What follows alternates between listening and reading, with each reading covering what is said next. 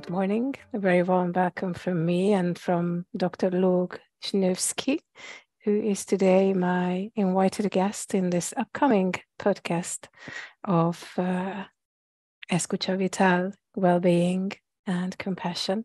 And Dr. Luke Schnewski, if I say well, this is... It's a beautiful combination of the English version and the Polish version. So I like it. I like the blend. Thank you. You're a well-being coach and a somatic therapist. And I know you through Compassionate Inquiry, where you were my mentor in the mentorship program. And like this, you did help me in a substantial way to gain my certification. And since then, I had this idea to chat with you about Compassionate Inquiry, because it has become your past or part of your past since about 6 years, if I'm not mistaken. And also you published a book called Somawise. And I thought this would be a perfect topic to talk about well-being and compassion. Lovely. I think, I think they interconnect some point, I'm sure, for me personally and professionally, obviously. But I think that it was beautiful to have guided that mentorship journey for you. But Compassionate Inquiry, I just got so lucky to have found it. Such a unique modality that never stops, for me personally and professionally, never stops deepening. And the subtleties and the nuances and the refinements that you learn with an approach like CI is quite phenomenal. So I'm happy to discuss and answer any questions that you have, because I'm overwhelmingly passionate about CI. Thank you very much. I join to that passion, because I think that Compassionate Inquiry, or this approach, psychosomatic approach that involves the body, the emotions, mental forms, and all that we are, soma, with this beautiful word that also appears in the title of your book, that involves the totality of our being. And my understanding of CI is that when we get a key of understanding, it's like you're playing with a game, a play that unknots things, and it's not like cutting through, but untiding whatever had been tied up in our lives. Yeah, I think that CI is this beautiful combination of obviously this fundamental appreciation of the body in the process of healing. Certainly that, but to also combine the intellectual inquiry process. So whereas other talk therapies focus primarily on the story or intellectual discovery, most of the time that doesn't tend to be enough to create that transformative experience of healing that many are that they know is possible, but they aren't quite accessing.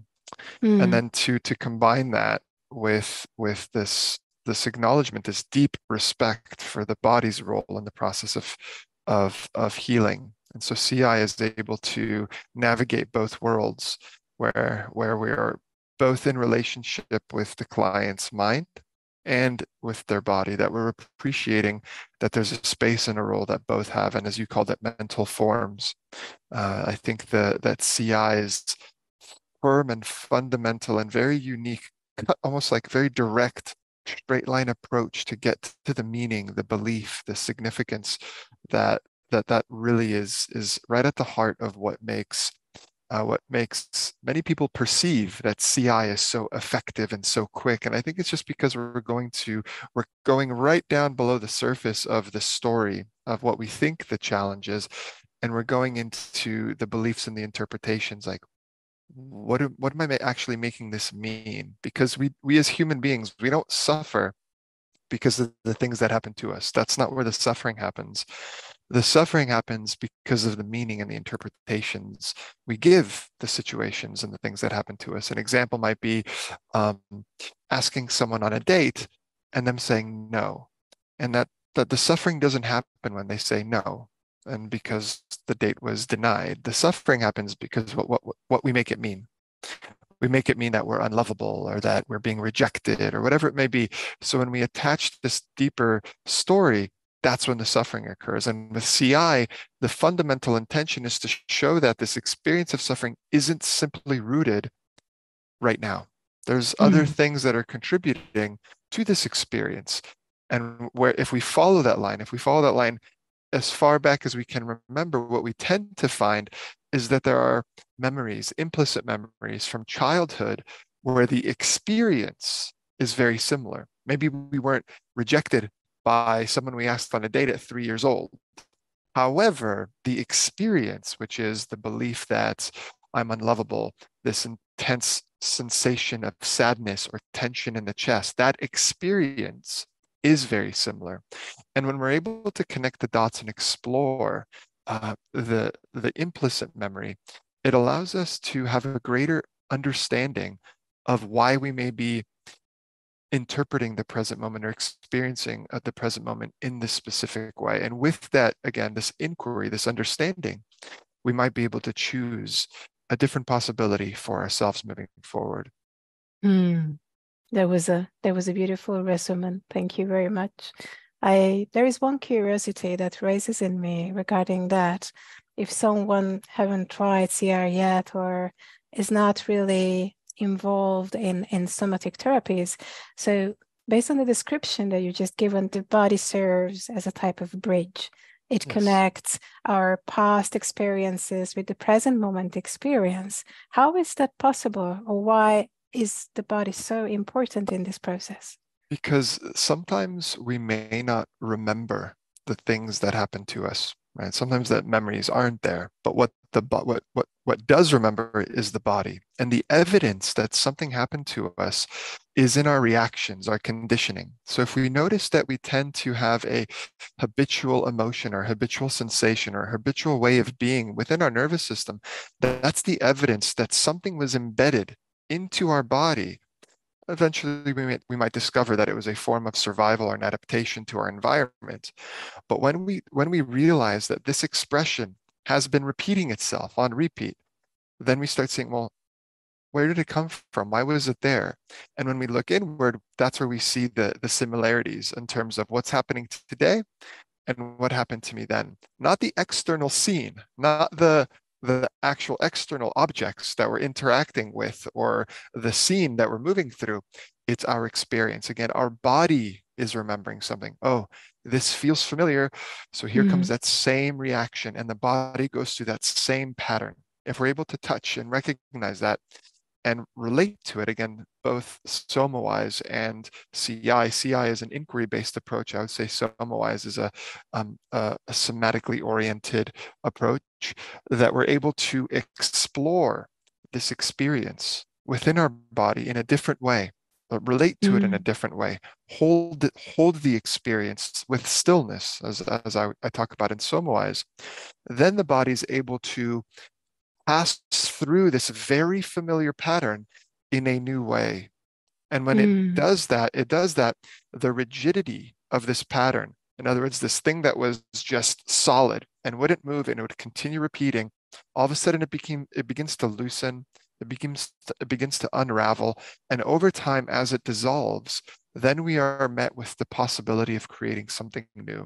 And I think that's the reason why every single client comes to us for help, is because they want something new. They're tired of the same old habits and cycles happening on repeat.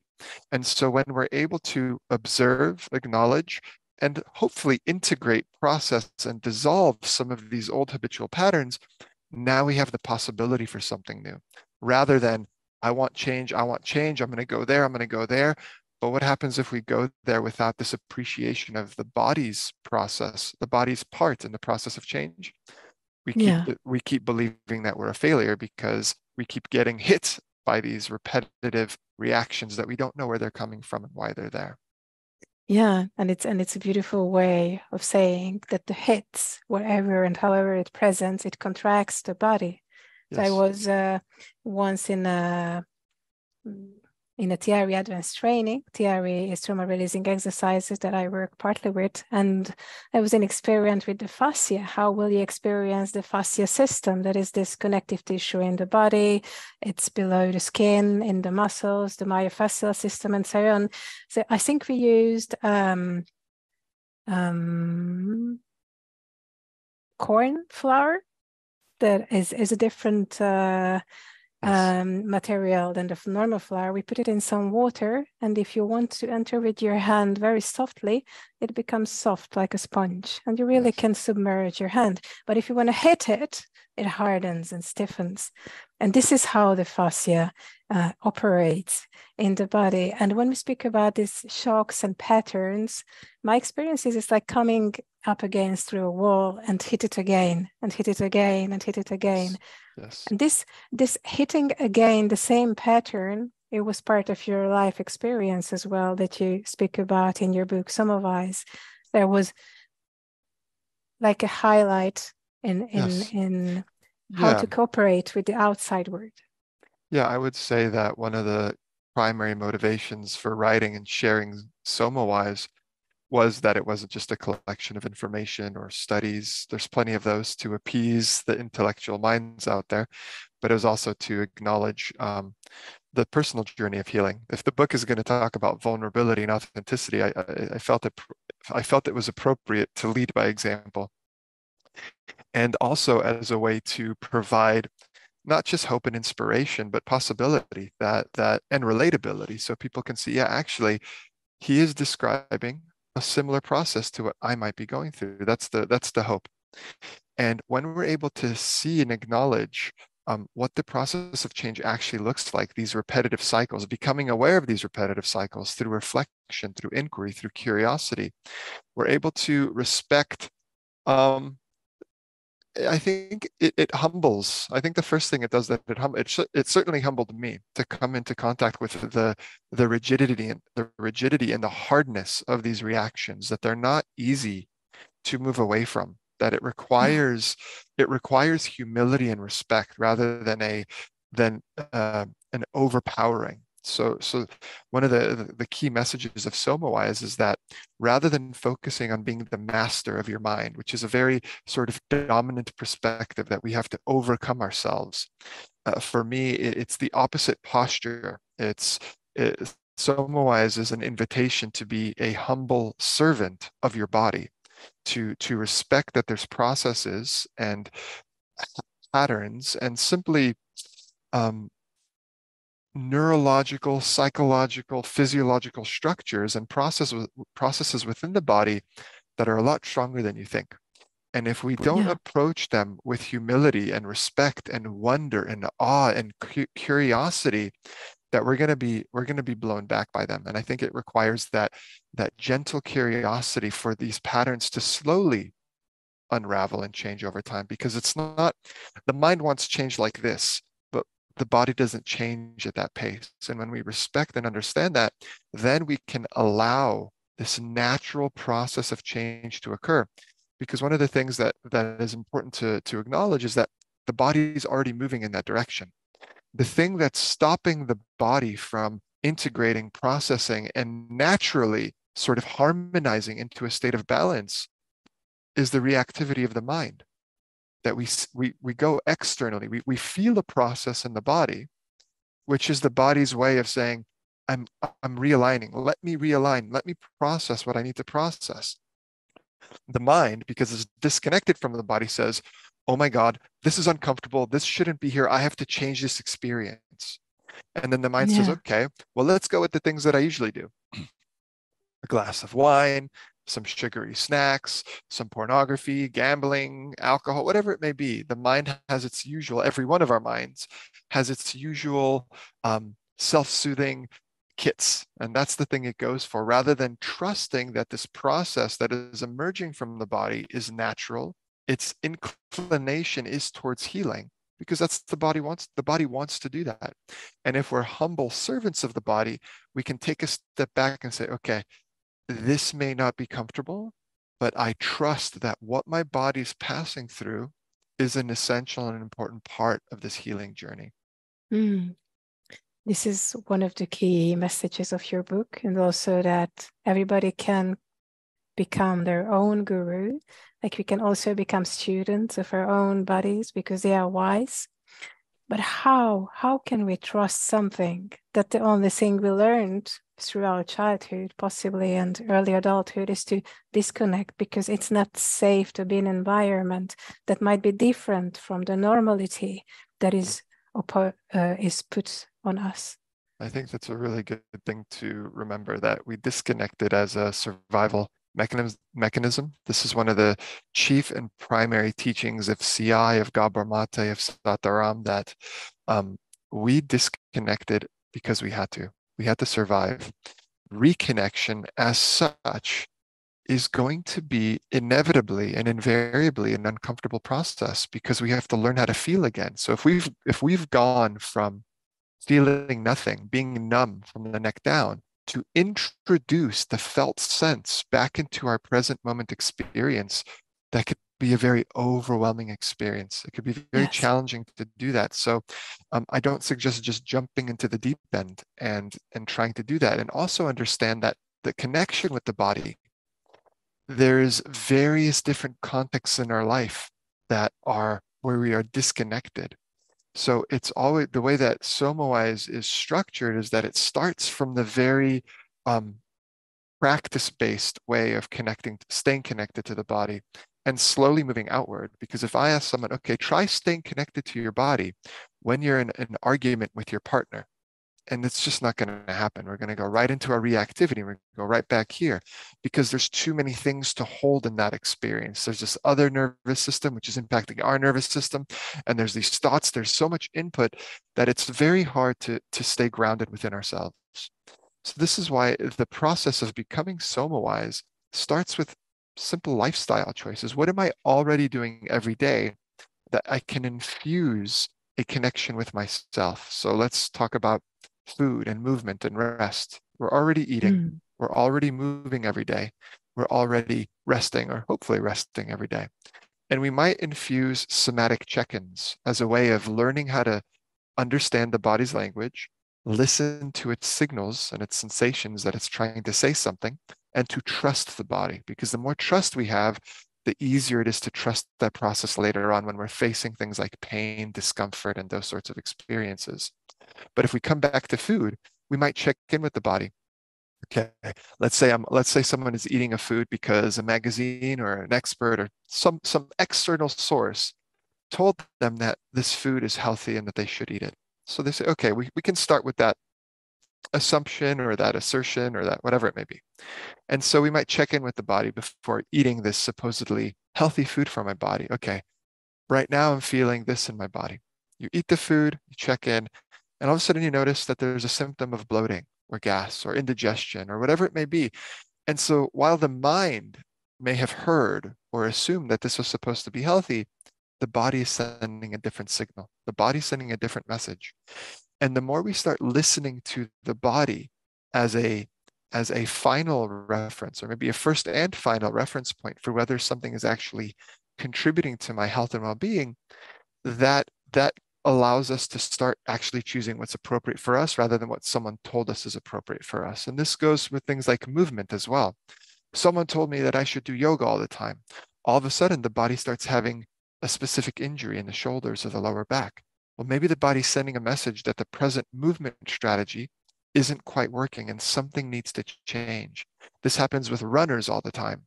People that start running habitually, and it becomes their only form of movement. So it goes from being a gift to the body to being, again, this automatic coping mechanism, because it's the only way that a person is coping or attempting to move. And so the characteristic knee, lower back, hip, or neck pain begins to happen. And then they go to the physiotherapist. Well, this is the body saying, move me in different ways, discover different ways so that I can explore the different ranges of motion that are possible within this beautiful, amazing, incredible human body. So whereas I became a professional athlete following programs. I was very unathletic and I became a professional athlete being told what to do. My coaches, books, everything. I'm like, okay, this is what I have to do. It worked, but guess what happened? I collected a buffet of injuries, of things that my mind said, oh, it's okay. I guess I'll just have to have that for the rest of my life. I didn't realize that there was a different possibility. when I started connecting to the body and started exploring and listening, well, what does my body actually need? And I realized in certain moments, my body actually doesn't need this heavy lifting. It needs stretching and yoga and massage and sauna. And all of a sudden, all of the injuries that I'd collected and I thought were life sentences, they started evaporating. And then instead of all these programs, I'm like, well, I don't need that anymore. And when I'd give my body the gift of movement on a daily basis, instead of following the program, I'd check in and say, I'd move like, what does my body need today? Like if I noticed that there was some soreness from a past work, I'd be like, okay, my body doesn't need that exercise because it's still recovering from the heavy lifting. So now maybe maybe some swimming or some stretching, and whenever I said a word, my body would have a response like, yeah, that feels right. Yeah, that feels good. And I would move towards the movement strategies that my body responded with ease and comfort. And now I feel like, I'm getting older, but I'm feeling better and better. And my body is exploring pain-free range of motion. And I think ultimately that's the barometer that we can all check into. If we have a really big range of motion that we can move in all different directions without any pain, fully comfortable, man, the body's saying, yeah, keep going, keep doing that. Yeah, that's a very attentive way to listen to one's body. So it's like a living organism that is our vehicle, our instrument, our company in this life since our inception until the very last moment. We're stuck together. Yes. So it's basically to reverse the disconnection that occurred for whatever it has occurred, and finding those subtle ways how to listen, how to start listening. But I think that one key that is really important in the listening, that in some ways, and you speak about this in some ways also, is part of the silence, part of the quiet practice, is to step back and become the observer. Stop being identified with the story, what I am telling to myself. Stop being the thing that is happening to me. Yeah. And I think it's to be able to take a step back from our experience. Imagine again that example of being in an argument with our partner. In order to step back and be able to observe that argument, to observe the other person, what's happening for the other person, what's happening for me, to be able to take that space of observation, you're not going to do it without practice. And again, this is why it's so helpful to have a formal, consistent stillness practice. And 2 chapters, like the most fundamental practical concept of Somawise is the quality of stillness. And I say stillness intentionally rather than meditation, because meditation is full of, again, perceptions and opinions and ideas of what it is, whereas stillness is still very objective, and it hasn't been corrupted by commercial interests in a sense. So it's not mainstream. It's still just an objective quality. And yet stillness is the opposite of reactivity. We talked about reactivity today a lot. And stillness is the opposite. And when we sit and practice this way of observing, there's a thought, there's a sensation. If we practice observing without identification, that's a very empowered place to be. Because from that empowered space of objective observation, then we can apply that skill. So here comes that temptation to react with anger, with a substance, with whatever it may be. If we have that space of observation rather than identification, it allows us to see it, feel it, and choose something different. If we're enmeshed with it and identified with it, we simply go with it as if it's us, as if we are making this decision without realizing this is not a decision, this is a reaction. And the difference is very subtle, but absolutely profound, because stillness is what creates this magical space between the stimulus and the response. And we talk about Viktor Frankl's quote, this magical space between stillness and response. That's where we can choose something different. This is where we become free.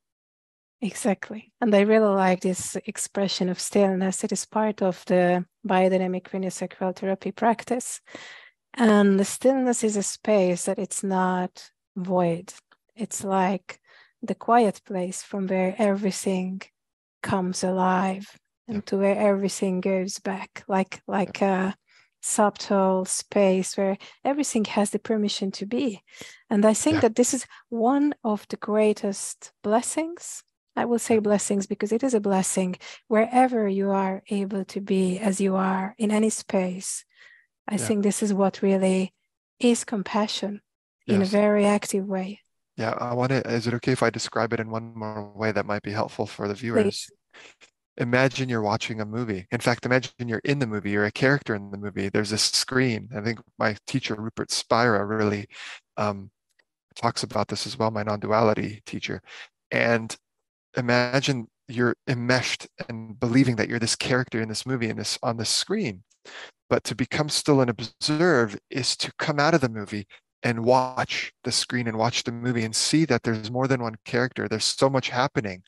And the more that we can take in and acknowledge and appreciate, the more empowered we are to choose something that's closer to our values, that's closer to an appreciation of what is actually happening, rather than the confined single opinion or thought of one little piece of this bigger picture. And that's a really powerful place to operate from. Were you always like this? No. It was curiosity. I think it was always asking why and why and why. I think I was one of those annoying Why? children that continued being annoying into adulthood, asking why. And also the general curiosity around why am I always doing this? Why is this Mm. happening? And Yeah. and even though the teachings of non-duality always made sense when I first came into contact with them intellectually, it wasn't, it was the coming back to my body that actually made these teachings come to life, that made me see oh, it's true. It was intellectually accepted, but they became real and true and palpable when I began to experience life from my body. Because I think the experience of non-duality, it's a big jump to go from the mind to just you're nothing, right? It's a big jump. Yeah. I think the Yeah. body is this beautiful intermediate point, the stepping stone on the way back to this experience of pure observation, where we can come to the body. And probably the most powerful moments of my adult life was the moment that I realized I wasn't my thoughts, that I didn't have to believe all of my thoughts. It was the most Yeah. liberating experience tears were coming down my face. I was releasing all this energy when I realized I didn't have to, and they weren't real. That realization was powerful. And it came from the vantage point. I had to come to my body to realize that. And then from my body, of course, every person's different. A life in a body, living life in your body is a very fulfilling way of being. If someone feels called to move beyond that and to move into a deeper perspective of living, into non-duality, to also experience oneself as the observer of everything, that's secondary and optional, because I do think Mm. life from the body will lead to more peace, more harmony, more joy, more of everything, and more fulfillment. Yes. As long as we respect whatever message we listen. I think this is one of the most important Of because course. we may listen.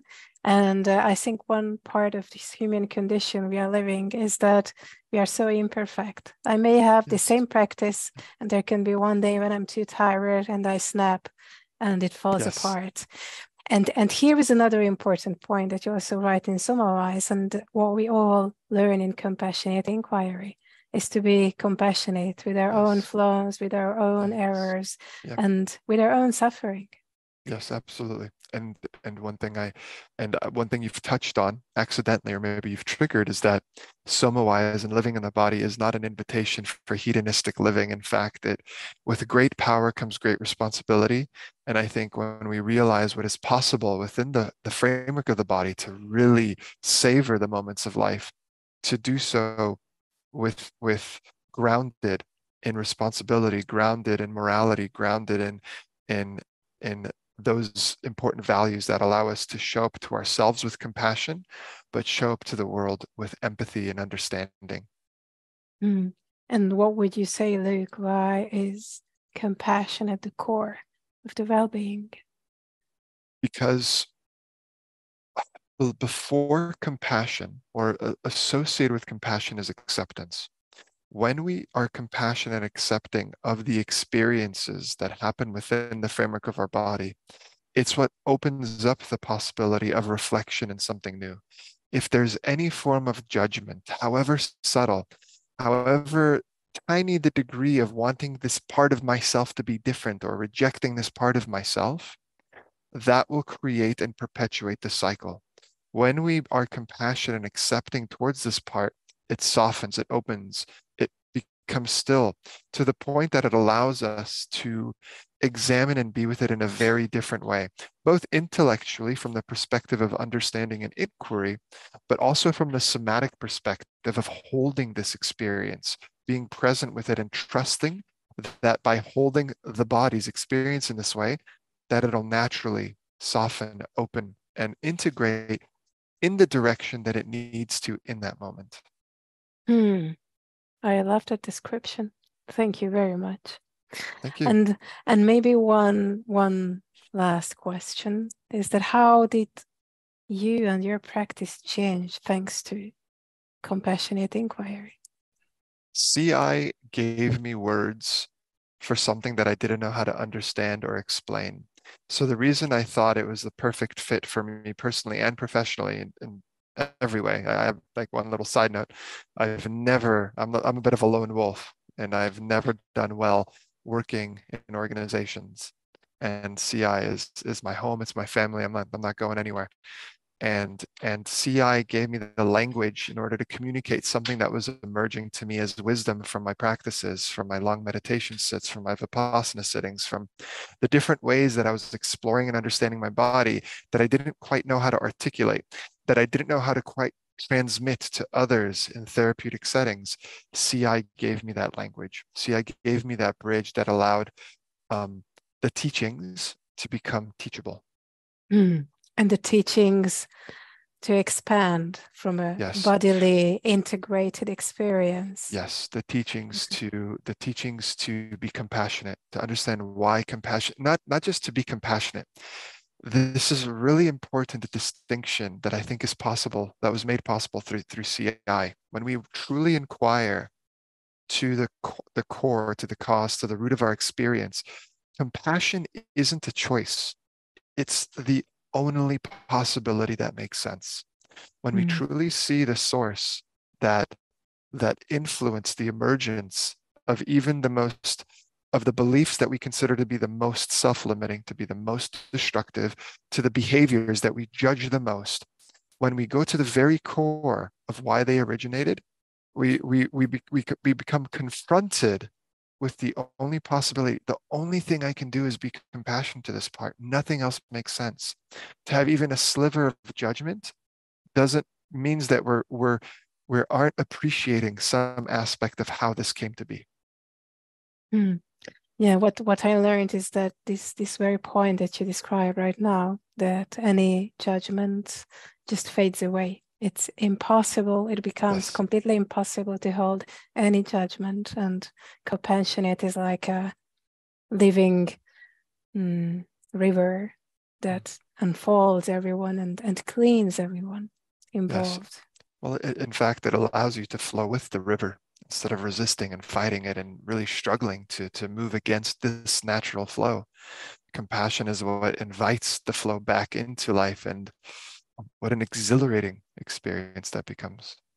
Yes, and I'm very happy to have been able to share, and I am still able to be sharing this path with you and all our colleagues in Compassionate Inquiry.